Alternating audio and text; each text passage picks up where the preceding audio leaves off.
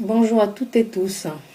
Le président du Conseil français du culte musulman, Anouar Kibech, pardon si j'écorche son nom, a passé l'oral des grandes gueules de RMC et a réagi ce jeudi 4 août 2016 à la polémique autour d'une journée burkini dans un parc aquatique près de Marseille. À ce propos, le dit Speedwater Park, anciennement Aquacity, est à boycotter.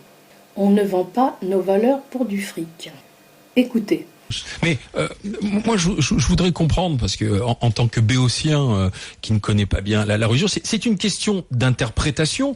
Je veux dire, est-ce qu'il est écrit quelque part dans le Coran, dans l'islam, que la femme n'est pas l'égale de l'homme, qu'elle doit faire attention au regard de l'homme? Monsieur Gbibech, non, mais là, parce qu'on parle de... Dites-moi.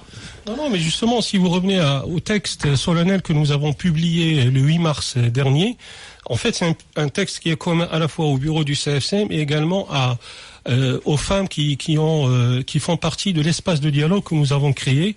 Nous avons créé 3 espaces de dialogue, un avec les jeunes, un avec les femmes et un avec les convertis.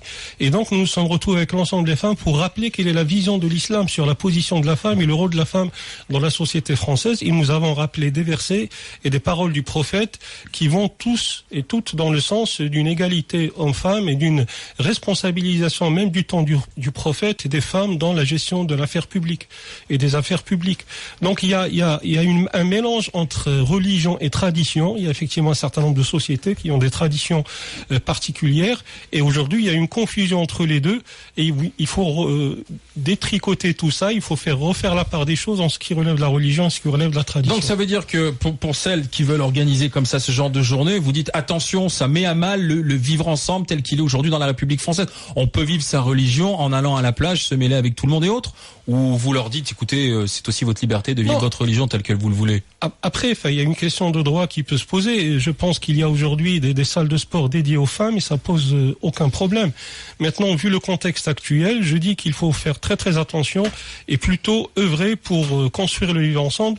Et c'est le sens de l'initiative, par exemple, qu'a pris le CFCM ce week-end en appelant les musulmans de France à rejoindre leurs concitoyens chrétiens et catholiques dans les églises de France. Je pense qu'il faut être plutôt dans cette dynamique de construction de vivre ensemble que créer des événements comme cela, quoi. Ouais, donc on peut être, excusez-moi, je caricature peut-être, mais on peut être une bonne musulmane en étant simplement en maillot de bain au milieu de tout le monde sur la plage. Après, c'est la responsabilité de chacun et c'est la liberté de chacun et chacun doit prendre ses responsabilités effectivement sur son comportement et sur sa façon de s'habiller ou de se baigner, quoi. Ah, mais ça veut dire que vous ne critiquez pas. Pour vous, ce n'est pas une régression que d'aller en burkini à la plage. Non, enfin, il y a dans beaucoup de pays musulmans et même et même dans d'autres pays non musulmans en Europe, des femmes qui vont en burkini se baigner. Mais de là à créer un événement particulier privé, sur une place particulière avec une publicité aussi, je dirais aussi directe, c'est cette démarche-là qui peut interpeller, quoi. Etienne. Anouar Kibech a paru embarrassé, soulignant que le CFCM avait publié une tribune le 8 mars dernier sur les rôles des femmes dans la société française et dans le Coran, dont les mauvaises habitudes mêleraient tradition et religion. Mais il soutient ce communautarisme qui rejette nos valeurs de mixité. Je donne la définition au cas où certains et certaines découvriraient la mixité. Le président du CFCM vante le vivre ensemble tout en acceptant que des intégristes islamiques rejettent nos valeurs. Ambiance. En outre, sur Twitter, des internautes ont repris les propos d'un Tunisien musulman appelant de Bruxelles les grandes gueules de RMC.